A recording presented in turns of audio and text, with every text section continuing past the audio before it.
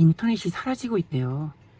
이거 중요하니까 여러분들 미리미리 준비를 하셔야 될 것 같아요. The internet is disappearing. 25% of all web pages that existed between 2013 and 2023 are no longer accessible. You simply can't reach them anymore. This trend is even more pronounced for older content. 38% of web pages that existed in 2013 are now unavailable, compared to only 8% of pages from 2023. Join us at the longest online podcast has disappeared. It turns out the issue of disappearance are widespread across the internet. Go to website links are another major issue. News websites frequently suffer from links. In fact, 100% of websites contain at least one broken link, meaning only getting access to, at best, 77% of the actual news links are created. 저도 좀 챙길 거 챙겨야겠다. 인터넷이 조용히 사라지고 있으며 지난 10년 동안의 많은 웹페이지에 더 이상 액세스 할 수 없습니다. 오래된 콘텐츠는 특히 위험에 처해 있으며 새 페이지보다 훨씬 더 빠른 속도로 사라집니다. 끊어진 링크가 널리 퍼져 뉴스 사이트와 정부 페이지에 영향을 미쳐 온라인에서 정보를 찾고 신뢰하기가 더 어려워졌습니다. 디지털 콘텐츠가 사라지는 이 문제는 온라인 정보의 취약성을 강조하여 더 나은 디지털 보존의 필요성을 강조합니다. It makes you wonder what news has been lost or deleted.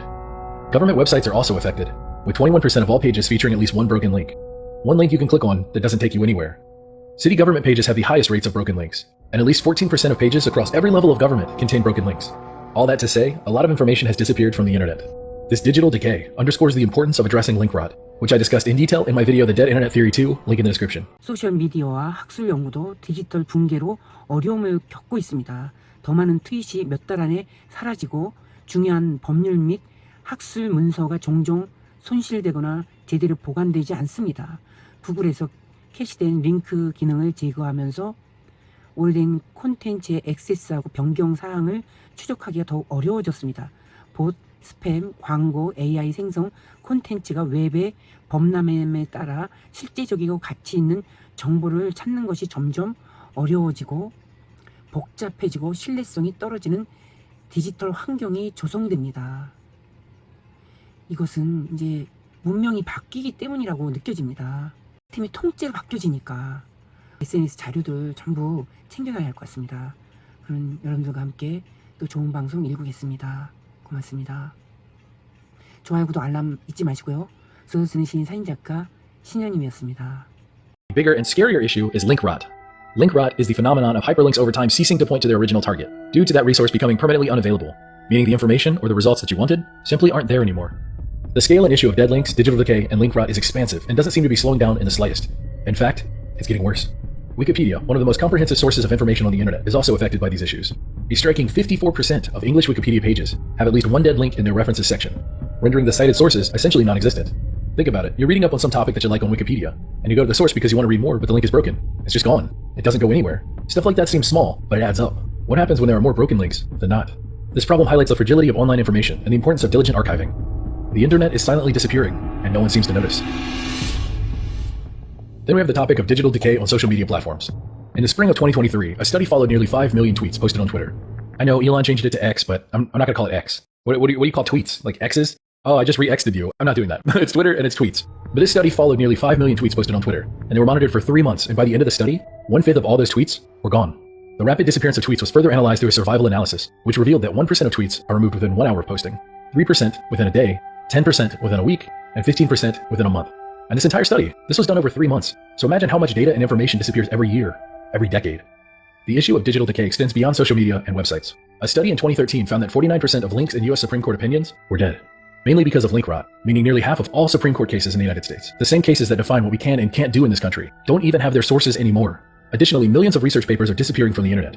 A study of over 7 million digital publications found that more than 25% of scholarly articles are not being properly archived and preserved, indicating that the preservation of research papers is falling behind the rate of publication. All that to say, a ton of articles are simply being left behind. This incredible loss of digital information not only hampers access to knowledge, but also poses significant challenges for future research and historical documentation. It's our history and collective knowledge. But the issues, they don't stop there. It turns out that Google has scrapped its cached links feature in search, which previously allowed users to access snapshots of inaccessible or deleted websites. Now this is a really big deal, and it means the death of so many sites and so much information, as well as creates an unbelievable amount of problems going forward. Let's say, for example, a site publishes a news story and its content is incorrect or filled with lies. This unsurprisingly happens often. Now when the site updates their story, you won't be able to go back and see what was changed. That's a simple example, but now apply that same logic to everything. Everything is going to be able to change and shift and be manipulated, and you won't have a way to tell. There will be no way to look back and watch the changes over time. This is the ground shifting beneath your feet without you realizing it. This removal, which has been going on since December, has been poorly communicated, with only one random tweet offering an explanation. meaning people are obviously not happy with this decision. Look at these reactions as I continue. With Google stepping back, the burden of archiving and tracking web changes now falls more heavily on the Internet Archive, which is a fantastic resource, but struggles enough as it is. Stuff like this raises big questions around Google's self-proclaimed commitment to preserving web history. Another major issue making the internet disappear is thin content. Thin content are website pages that offer visitors little to no added value. In other words, they don't answer the search intent or help users complete a task. They solely exist to get clicks and to make advertising money. Thin content pages often have low word counts, again because it doesn't matter what they say in it as long as you click it. These pages are solely made to rank higher on SEO rankings, meaning they will be displayed higher up on the search results compared to other sites. The higher on the SEO rankings, the more views and clicks you get, the more advertising money you make. So this goal of getting as much money as possible has resulted in so many thin content pages. The best stuff on the internet is drowned out and disappears while the garbage floats to the top. Think about those big news and review websites that used to post actual content. Reviews, previews, opinions, news articles, predictions. Most of these sites over the last 15 years have shifted away from that kind of content towards affiliate link pushing drivel. So what does that mean? It means for every real article out there, here are 10 pages pushing affiliate links to get you to buy something so they can get their cut. For example, look at IGN.com. This gaming website is the #1 most visited gaming website today. But if you look at their offerings, you'll see a very different world than the one that they originally used to get so big. Look at all these affiliate links.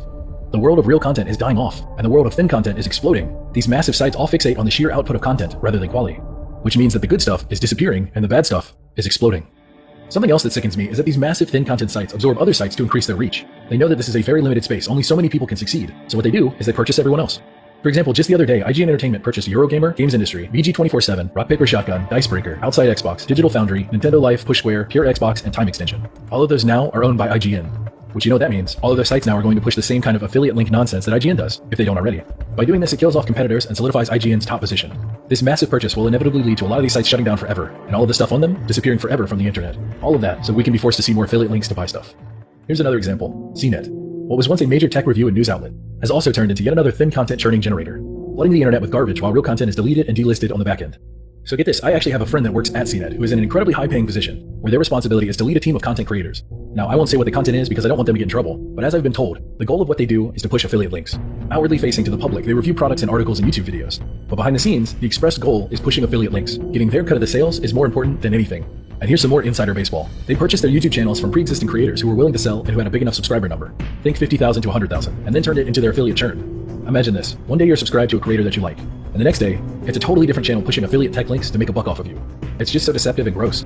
Here's the thing. Channels with sub counts and view counts at that level, there's no way CNET is making enough money from those channels to pay for 15 people to create content for them, let alone all the higher job positions above them making insanely high money. It's a complete sham, and over the next few years, you're going to see a lot of these places either consolidate by buying smaller brands, like IGN is doing, to stay afloat, and then eventually, they're going to sink themselves. Google now says that they're fighting back against thin content abuse, and while that's a good thing, it's a problem that they themselves created. They made SEO the most important thing possible and shaped the modern day internet with their bad decisions. There's a reason why things are so bad online, and the cause? It isn't a mystery. But it isn't just thin marketing making it hard to find what you want. It's also the overwhelming bloat of bot spam, advertisements, sponsored pages, and AI-created content. It's honestly overwhelming. Older sites, links, and pages are disappearing from the internet, while garbage and bloat quickly floods in to replace them and outnumber them. Finding exactly what you want and a sea of fake content is getting harder and harder each year. And disappearing real content is sinking deeper and deeper into the lost corners of the internet. So is the internet disappearing? The obvious, lazy, uncritical, unthinking response is, no, of course not. The internet is bigger than ever. But is the internet that we all grew up enjoying disappearing and being replaced with trash and filler? Yes, unquestionably. I saw a comment online recently where someone called the old internet sort of like a farmer's market, and that has really stuck with me. It was a collection of a bunch of different people all cohabitating together. I don't know, that's just a really beautiful thought. Until next time, never stop searching.